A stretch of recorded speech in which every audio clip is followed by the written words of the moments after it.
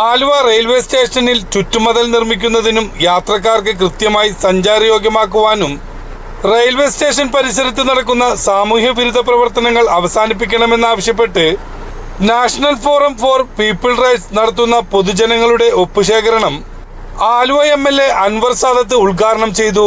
ദൗത്യം ഏറ്റവും നല്ലതാണ്. കാരണം നമ്മുടെ റെയിൽവേ സ്റ്റേഷന് ഒരു ചുറ്റുമതിലിൽ സുരക്ഷിതത്വം ആവശ്യമാണ്. അതിനുവേണ്ടി റെയിൽവേ അധികൃതർക്ക്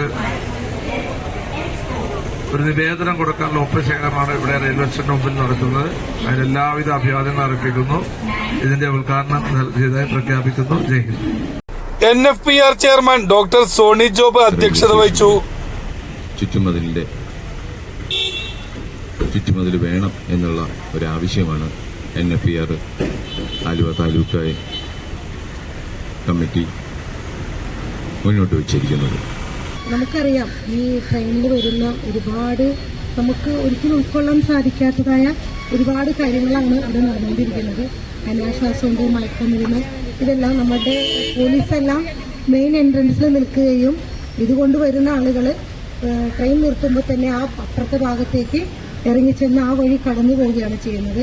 ഇതിനെല്ലാത്തിനും ഒരു പരിഹാരമായിട്ടാണ് നമ്മൾ ഇന്നിപ്പോൾ ഇവിടെ ഒരു നിവേദനത്തിന് വേണ്ടിയിട്ട് കൂടിയിരിക്കുന്നത്. ഒപ്പുശേഖരണമാണ്.